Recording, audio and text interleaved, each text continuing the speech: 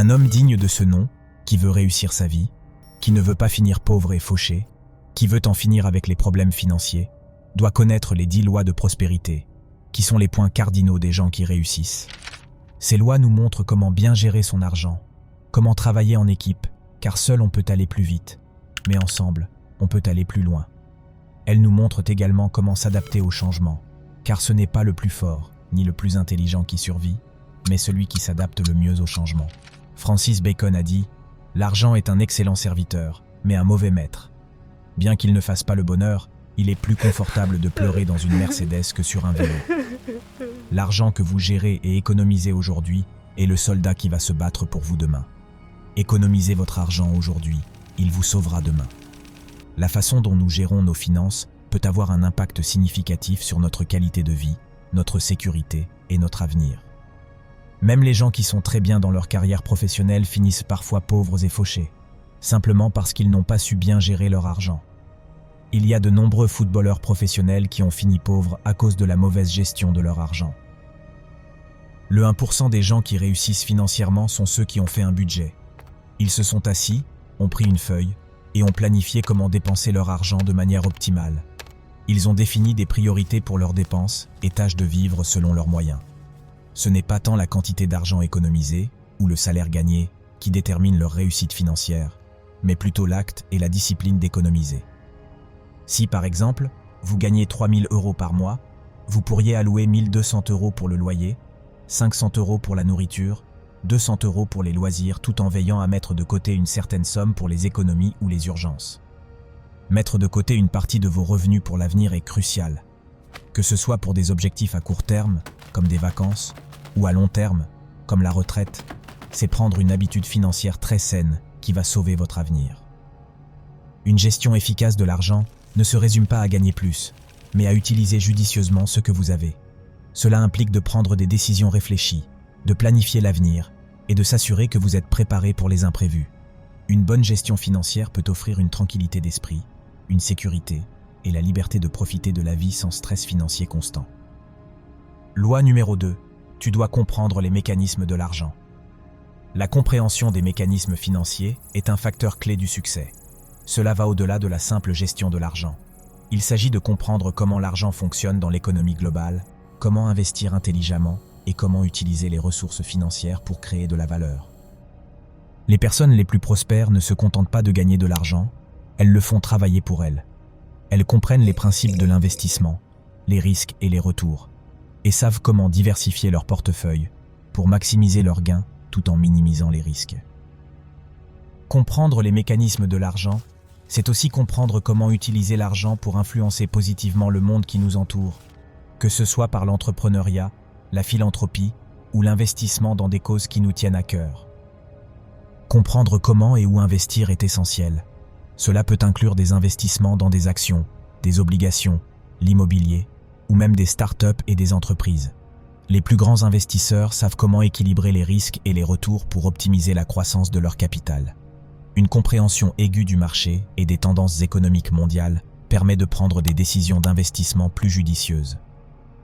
Cela inclut la compréhension des cycles économiques, des indicateurs de marché et de l'impact des politiques économiques et des événements mondiaux sur les investissements.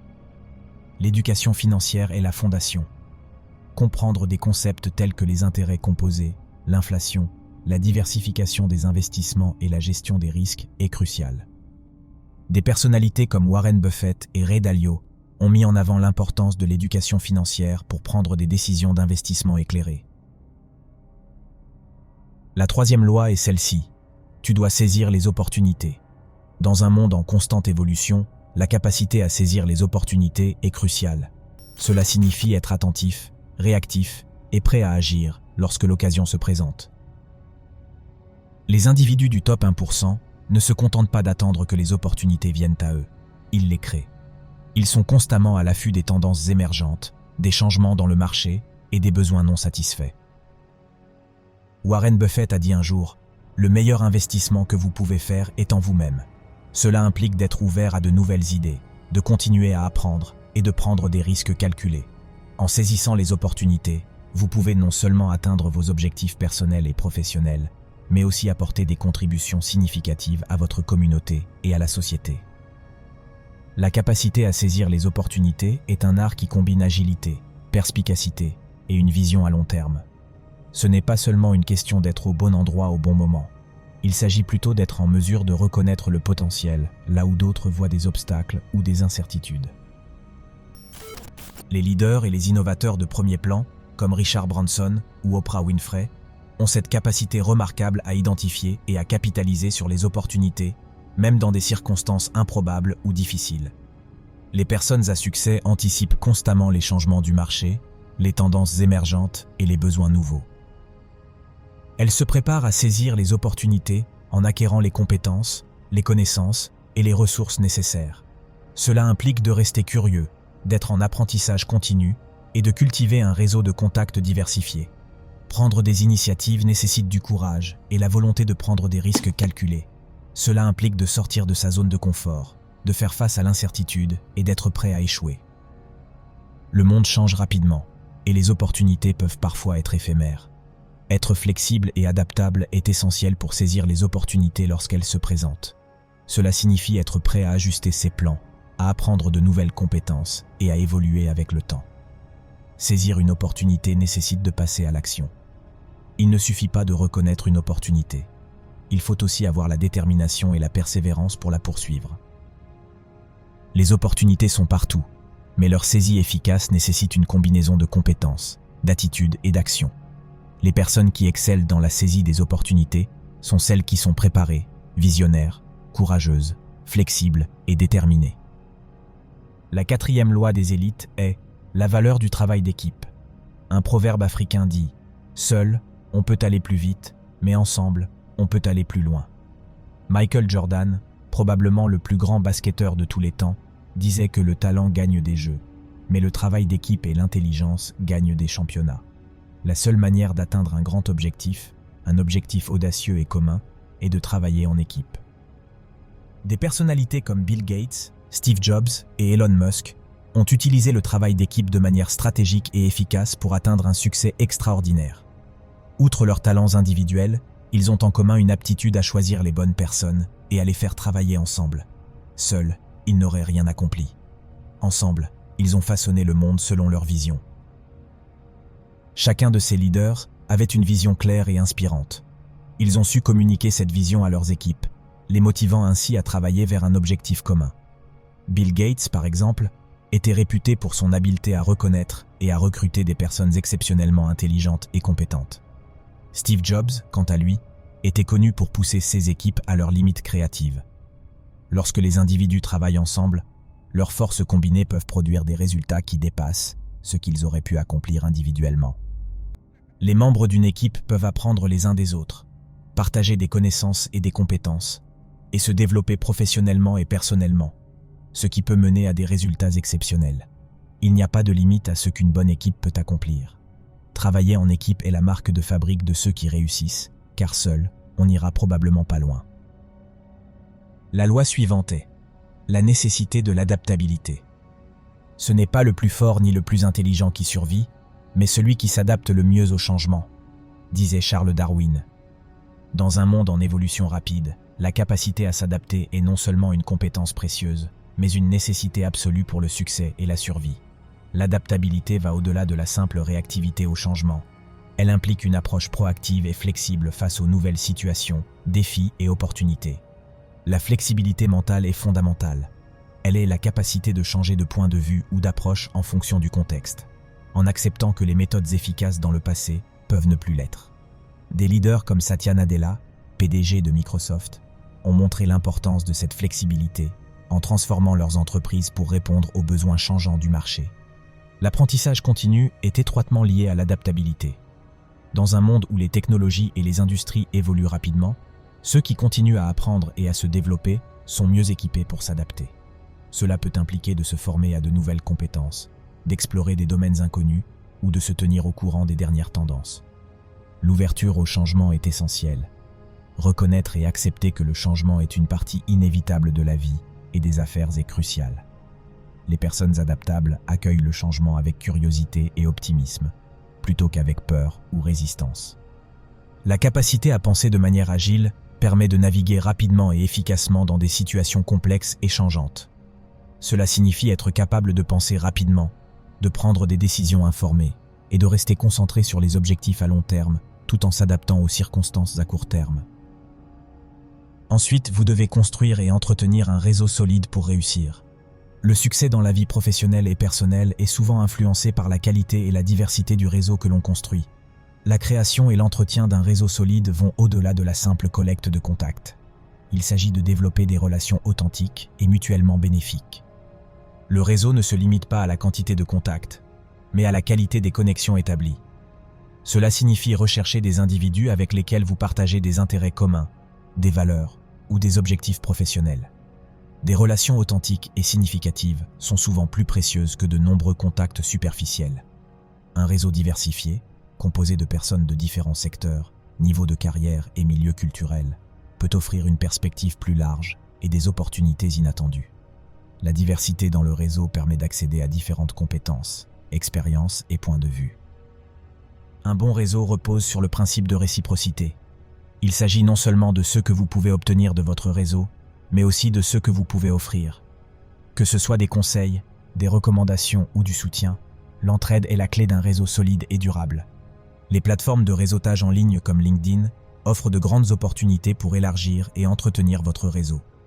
Participer à des groupes professionnels, publier du contenu pertinent et interagir avec les publications d'autres personnes peuvent augmenter votre visibilité et vous connecter avec des personnes que vous n'auriez pas rencontrées autrement.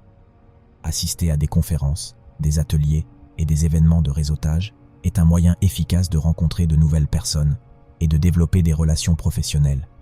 Il est important d'être ouvert et accessible lors de ces événements, prêt à échanger et à partager des idées. La loi suivante est la persévérance face aux défis. Vous allez échouer. Vous allez faire face à des défis. Chaque chemin vers la réussite est parsemé d'obstacles. La persévérance permet de les surmonter et de continuer à avancer. La persévérance est l'une de ces qualités essentielles qui peuvent faire la différence entre l'abandon et la réalisation de ses rêves. Tous ceux qui ont mérité leur place parmi les meilleurs, le top 1%, ont surmonté les défis grâce à la persévérance. Albert Einstein disait « Ce n'est pas que je suis si intelligent, c'est juste que je reste plus longtemps avec les problèmes. » La persévérance, c'est ce qui rend l'impossible possible, le possible probable et le probable réalisé. Mandino a dit « L'échec ne me surmontera jamais si ma détermination à réussir est suffisamment forte. » Vous n'allez jamais grandir si vous ne persistez pas, si vous ne persévérez pas. Chaque problème est une opportunité de croissance personnelle. Les défis et les échecs offrent des opportunités d'apprentissage. Les plus grands entrepreneurs sont ceux qui ont échoué plusieurs fois, mais qui ont pris ces échecs comme des leçons pour leurs prochaines aventures. Julie Andrews disait « La persévérance, c'est échouer 19 fois et réussir la 20e fois. » Les gens qui sont classés dans le top 1% de leur domaine font preuve d'une grande résilience. Ils considèrent les échecs comme des opportunités d'apprentissage. Ils rebondissent après des revers et restent concentrés et déterminés à atteindre leur but, quelles que soient les difficultés rencontrées. Pour eux, réaliser leur objectif est tellement crucial qu'ils ne laissent aucun obstacle, aucun défi, aucun problème les arrêter. La loi suivante est l'importance de se lever tôt. Vous êtes-vous déjà demandé pourquoi la plupart des millionnaires et des milliardaires se lèvent tôt le matin? Est-ce vraiment une coïncidence que la plupart d'entre eux commencent leur journée plus tôt? Y a-t-il quelque chose qu'ils savent que nous ignorons? Se lever tôt est peut-être la meilleure chose qui puisse vous arriver chaque jour de votre vie, surtout si vous avez un objectif à accomplir. Se lever tôt devient alors une bénédiction. Pourtant, très peu de personnes adoptent cette habitude. Les premières heures de la matinée définissent le ton pour le reste de la journée. Le top 1% des individus les plus performants se lèvent tôt pour fixer leurs intentions pour la journée. Souvent, ils ne se lèvent pas tôt par plaisir, car le plaisir immédiat serait de rester confortablement au lit. Ils le font par discipline. Dès qu'ils se lèvent, ils commencent directement par une activité, comme se brosser les dents ou s'étirer. Les premières minutes sont décisives, car en accomplissant une tâche, ils envoient un signal au cerveau pour fixer l'attitude à adopter durant la journée, une attitude souvent axée sur la victoire. Pendant que les autres dorment, ils terminent leur routine matinale et s'attaquent aux tâches qu'ils considèrent comme les plus importantes. Ils savent que la façon dont vous commencez la journée peut influencer votre état d'esprit pour le reste de celle-ci. En commençant par des activités positives, vous pouvez instaurer une humeur optimiste. Et comme le dit si bien Tim Ferriss, gagner la matinée, c'est gagner la journée. La suivante est celle-ci. Éduquez-vous. La connaissance est le pouvoir, et il n'y a rien de pire que d'être ignorant toute sa vie. Avec tous les moyens disponibles aujourd'hui, l'ignorance est devenue un choix. Vous pouvez choisir de passer votre temps à vous éduquer ou à vous abrutir. Le développement personnel et professionnel, ainsi que la progression de la société dans son ensemble, découlent de l'éducation. Les personnes faisant partie du top 1% de la société utilisent l'éducation pour élargir leurs horizons, s'exposer à de nouvelles idées, relever de nouveaux défis et découvrir de nouvelles opportunités. Aucune entreprise ne souhaite embaucher un ignorant. Une éducation solide peut ouvrir la porte à de meilleures opportunités professionnelles et à un potentiel de revenus plus élevé. L'éducation dans différents domaines importants est sous-estimée, et ce n'est pas un hasard si beaucoup de gens ne savent plus ce qu'ils veulent. Combien d'entre vous se concentrent sur des compétences essentielles telles que la communication, le travail d'équipe, la gestion du temps, la gestion de l'argent, ou la discipline de faire les choses au moment où il faut les faire? Ce n'est pas pour rien que chacun de nous a un cerveau. Il a un but précis. Notre cerveau est ce qui nous distingue des animaux. Combien passent leur vie entière sans éduquer leur cerveau? Combien passent leur vie sans exploiter même le 1/1000e de ce que notre cerveau est capable d'apprendre? Le cerveau est le dernier continent inexploré de notre planète. Si vous plantez dans votre cerveau une graine d'ignorance, il vous donnera une vie pleine d'ignorance. Si vous y plantez du succès, il vous donnera du succès. Si vous y plantez de la médiocrité, il vous donnera de la médiocrité. Il est indifférent à ce que vous y plantez. Il vous rendra juste la pièce de la monnaie. Ils comprennent ensuite la nécessité de la discipline. Jim Rohn disait « La discipline est le pont entre les objectifs et les réalisations. Seule la personne qui, malgré les distractions, les tentations ou les défis, parvient à se concentrer sur son objectif et à agir de manière déterminée, pourrait sans doute réussir, quelles que soient les conditions dans lesquelles elle se trouve. » Tous les individus qui réussissent possèdent une discipline inébranlable. Atteindre leur objectif est pour eux la chose la plus importante. Ils ne laissent rien se mettre en travers de leur chemin. Ils ont une maîtrise d'eux-mêmes qui leur permet de résister aux tentations ou aux distractions susceptibles de détourner leur objectif.